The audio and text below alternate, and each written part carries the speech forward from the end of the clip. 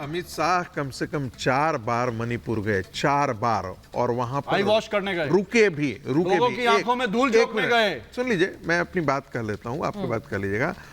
Congress party की दुर्दशा यह है कि कांग्रेस पार्टी ने, आपके कहने से दुर्दशा नहीं हो जाएगी राघव साहब, दुर्दशा जनता देख रही है कि किसकी दुर्दशा हो रही है। इस देश की जनता की, भारतीय जनता पार्टी ने दुर्दशा कर रखी है, महिलाओं की दुर्दशा कर रखी है। केवल जहां इनको राजनीतिक लाभ होता है वहां महिलाओं के खिलाफ बोलते हैं, लेकिन दूसरी तरफ इन्हीं के नेता सबसे ज्यादा महिलाओं का उत्पीड़न कर रहे होते हैं। कहां नहीं बोलेंगे कोई भी, हिम्मत नहीं है आप लोगों के पास बोलने की। मेरी बात तो सुन लीजिए, मेरी बात तो सुन लीजिए। कांग्रेस ने, कांग्रेस के राजनीतिक नेतृत्व ने, केंद्रीय नेतृत्व ने कुछ भी नहीं ममता बनर्जी के खिलाफ बोला, एक शब्द नहीं।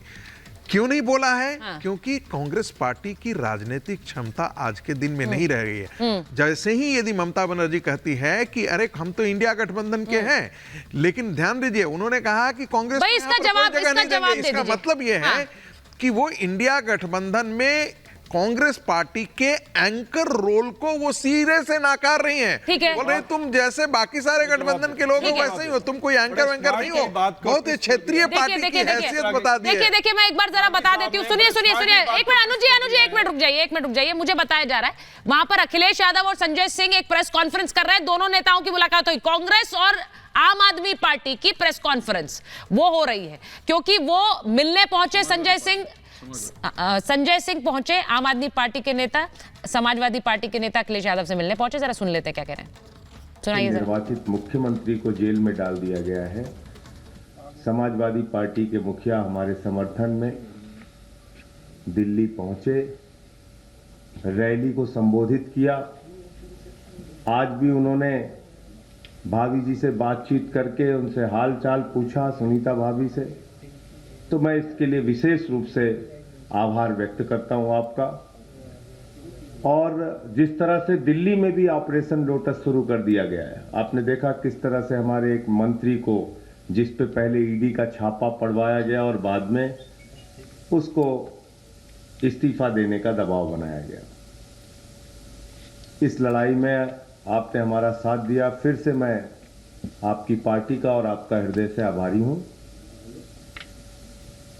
ये 2024 का चुनाव कोई सामान्य चुनाव नहीं है, ये भारत के लोकतंत्र को बचाने का चुनाव है, बाबा साहब के संविधान को बचाने का चुनाव है, और समाज के वंचित, पिछड़े, शोषित लोगों के अधिकार जो छीने जा रहे हैं, देश के नौजवानों को बेरोजगारी के दलदल में जो धकेला जा रहा है, हिंदुस्तान को जो महंगाई की चपेट में लिया जा रहा है, उससे बचाने का चुनाव है। ये 24 का चुनाव कोई सामान्य चुनाव नहीं है, ये एक तानाशाह हुकूमत के खिलाफ लोगों को लामबंद करने का भी चुनाव है।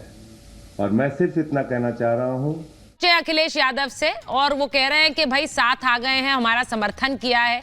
ये इस तरह की तस्वीर वो कांग्रेस नेताओं के साथ भी, मुझे लगता है उस मंच पर तो एक एकजुटता की तस्वीर आई थी, अब वो अखिलेश यादव के साथ ही प्रेस कॉन्फ्रेंस कर रहे हैं और कह रहे हैं कि भाई एकजुटता है। हाँ, बाढ़ का पानी जब होता है ना, तो सांप, नाग और न्योला दोनों एक ही जगह अपनी जान बचानी है ना, तो यही कारण है कि ये सारे के सारे इकट्ठे क्यों हो रहे हैं। ये कोई भी पार्टी, देखिए जो भी पार्टी इस चुनाव में हारेगी, ये अस्तित्व पर उनका संकट है। समाजवादी पार्टी तीसरी बार बड़ी चुनाव हारेगी, उसके अस्तित्व पर संकट है। कांग्रेस पार्टी अपने राजनीतिक जीवन के न्यूनतम पर आने जा रही है, ये उसके अस्तित्व पर संकट हो जाएगा। कांग्रेस पार्टी इससे उबर नहीं सकती है, तो ये संकट है। इस संकट से आप कैसे बाहर निकलेंगे? आम आदमी पार्टी जो राजनीतिक मूल्यों को बात लेकर के कही थी, हम पूरी राजनीति की धारा बदल देंगे, हम एक अल्टरनेटिव पॉलिटिक्स देंगे, और जो आदमी गटर साफ करने के लिए निकला था वो गटर का हिस्सा बन गया। आप सोचिए, लोगों को तो कांग्रेस के पतन होने में कम से कम 70 साल लगे, लेकिन आम आदमी पार्टी तो 10 साल में ही निपट गई। वो सारे जितने इल्जाम, सेक्सुअल हैरेसमेंट से लेकर के इनके सेक्स स्कैंडल में इनके मंत्री जेल में चले जाते हैं, शराब में इनके मंत्री जेल में चले जाते हैं, जल घोटाला इनके दरवाजे को ये नॉक कर रहा है। तो ऐसी स्थिति में आम आदमी पार्टी का और उसका भी थेथरई ऐसा, हट ऐसा, राजनीतिक हट ऐसा कि एक वो गिरोह जैसा ही काम है कि भाई हम तो जेल से चलाएंगे, हमारे लिए तो कॉन्स्टिट्यूशन में ऐसा लिखा नहीं है। कॉन्स्टिट्यूशन की एक परंपरा भी होती है। हर देश जो होता है संवैधानिक मूल्यों से चलता है। देखिए मैं एक बात बताऊं कि जो खबर इस वक्त आ रही है वो ये कि जो पूर्व मंत्री हैं राजकुमार आनंद, उन्होंने एक चिट्ठी लिखी है और ये चिट्ठी में कहा है कि आपके जो बड़े नेता हैं वो भ्रष्टाचार करते हैं और भ्रष्टाचार के दलदल में फंसे हुए हैं।